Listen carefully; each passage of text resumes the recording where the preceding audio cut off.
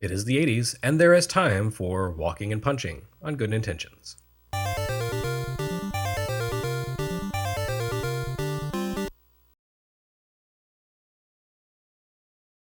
Nintendo published every game to appear at the NES launch in America, both at its test launch in October 1985 and the more general release the following summer. But not every one of those games was developed by Nintendo. Two very lucky third-party creations were selected, presumably by Howard Phillips, to ascend to NES launch day status and enter the holy pantheon of black box games. Perhaps not coincidentally, both were from Irem, based on two of their most popular arcade creations of the early 80s. Proper third-party NES releases wouldn't appear until the end of 1986, meaning that for the first year the NES existed in America, its entire lineup of games came from Nintendo itself. Nearly a perfect repeat of the Famicom's first year in Japan. Of course, the NES came along quite a while after the Famicom's debut, so Nintendo could be selective about what it brought to the US. By the time NES made its initial American appearance, Nintendo had a palette of more than 70 Famicom releases to choose from. For the most part, the company simply brought over its own creations, which made sense given that Nintendo had the best handle on the hardware early on. The publisher dropped games that didn't make sense in the US, like the very Japanese Go board game Gomoku Narabe Renju, or Popeye Ego Asobi, a game in which E.C. Seeger's famous sailor man taught English, creating a generation of Japanese kids who spoke English entirely in incomprehensible mumbles. Nintendo also dropped Devil World, of course, and even the fairly impressive-looking F1 race. Despite these omissions, Nintendo offered a lineup of no less than 25 games for the NES by June 1986, an impressive array for one company. There was even one in there that had been created exclusively for the US. This makes the two third-party games Nintendo took under its wing for the NES launch remarkable. What was it about these two particular creations that the company found worthy of elevating?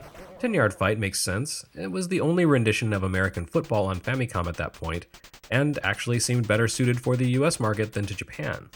But Kung Fu, also known as Kung Fu Master, also known as Spartan X, that's a little harder to explain. Kung Fu had been a modest arcade hit, but there were bigger names Nintendo could have chosen from. A whole raft of Namco classics like Galaga and Pac-Man, Hudson's port of Lode Runner, or Taito's Elevator Action. Still, those were all older arcade titles, and perhaps Nintendo simply wanted a more forward-facing work. Kung Fu was one of the first of the new wave of arcade games that would dominate the mid-80s, breaking the action out of a single screen board in favor of fast-paced, side-scrolling thrills. It belonged to the same movement that would give us Ghosts and Goblins, not to mention Super Mario Bros. I mentioned Irem's Moon Patrol vis-a-vis the design of Excitebike, and at the time of the NES's launch, Kung Fu was the latest work by Moon Patrol's lead designer, Takashi Nishiyama. Kung Fu would inspire countless other games, which eventually appeared in sufficient numbers to constitute its own genre, the belt-scroller, and Nishiyama himself would go on to create the fighting game genre with Street Fighter and tons of SNK brawlers. So basically, Kung Fu probably made the cut for NES simply because it was the hottest and most of-the-moment arcade game available for the platform at the time, second only to Super Mario Bros. In terms of cutting-edge populist appeal. Certainly it stood out at the time, featuring the most detailed visuals of any NES launch game. Kung Fu contained 5 side-scrolling levels, each one containing increasingly difficult threats over the last.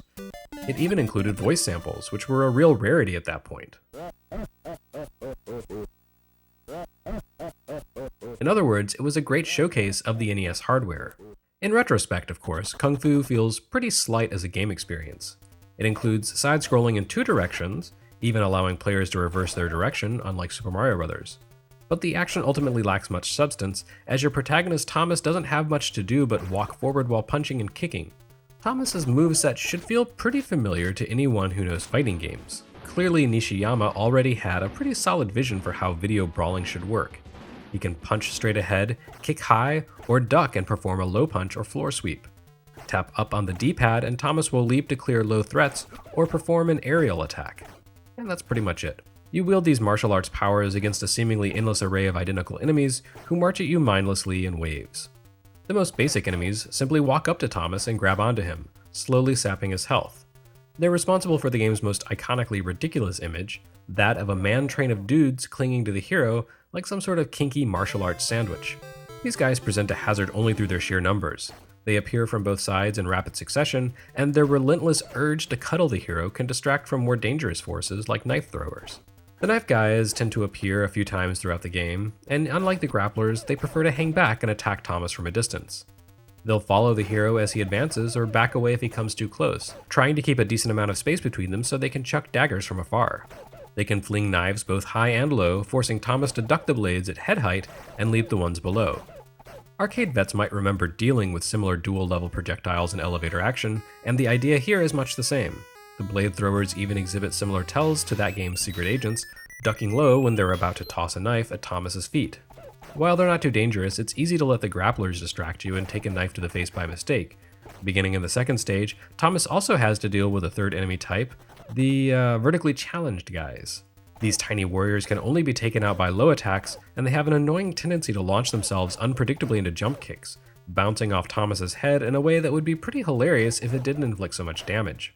When you face off against all three enemy types at once, Kung Fu becomes pretty frantic. Kung Fu does somewhat mitigate its repetitive nature with a touch of randomness. Certain enemies, like bosses and knife flingers, appear seemingly based on the number of lower level enemies you take out. The grapplers and short dudes, however, show up less predictably, and will seemingly spawn infinitely from both directions in random patterns if you simply stand around. The game also throws in a little extra variety on the second and fourth floors of the enemy hideout in the form of non-human hazards. The first half of floor 2 consists of a gauntlet of 3 different types of balls that fall from the ceiling, forcing Thomas to react to the threats within. Green pots smash on the floor to reveal a serpent that sidles along the ground and can't be defeated with martial arts, only avoided. White orbs create a tall dragon that breathes fire at Thomas's head before vanishing in a puff of smoke. While it's possible to beat down one of these dragons, it's tough to move in close enough to land blows without getting crisped by its fire breath.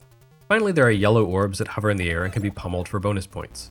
These objects all fall unpredictably, so you have to be on your toes in this section, but fortunately human foes only begin pouring onto the screen after the hazard section ends. You face a similar series of obstacles on the fourth floor, where small openings in the wall belch out deadly moths.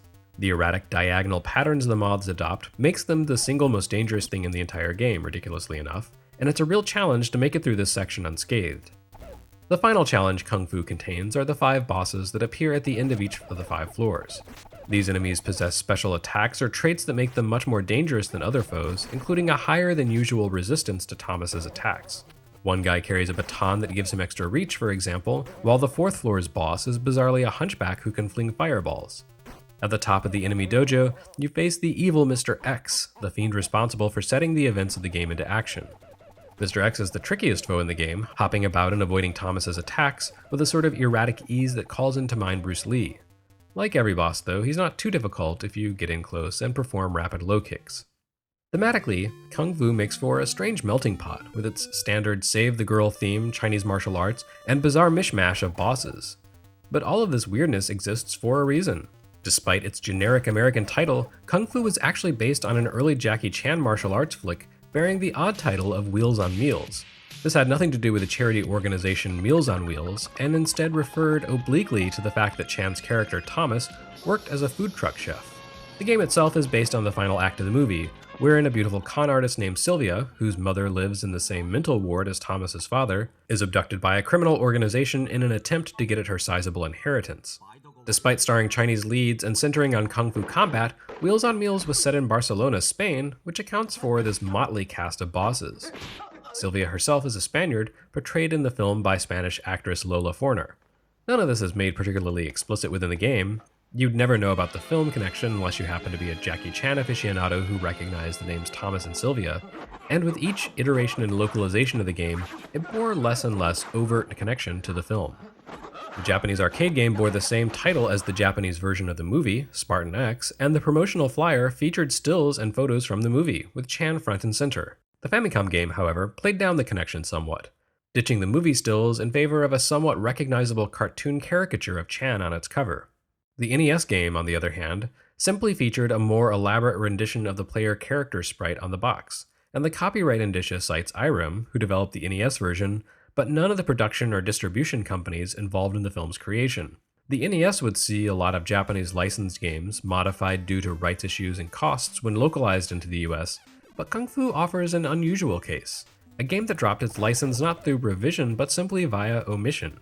Movie connection aside, as far as choices of games for Nintendo to pick up for first-party release at the NES launch go, Kung Fu was a good one. Its bold visuals and fast-paced action made it a perfect game for retail floor demo kiosks. Rob may have been more unique to the NES, but its complex setup didn't make for a very effective pick-up-and-play demonstration. Kung Fu did.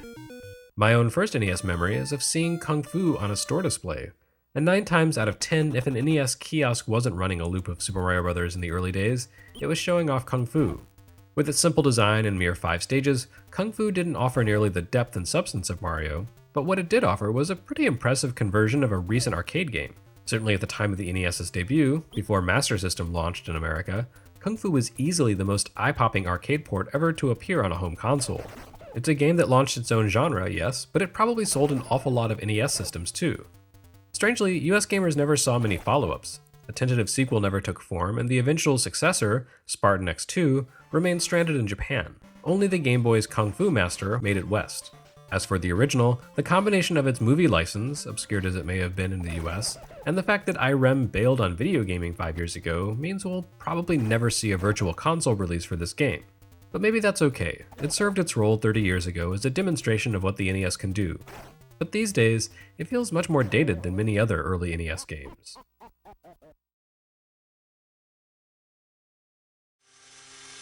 Next time on Good Intentions, it's Rise of the Robots.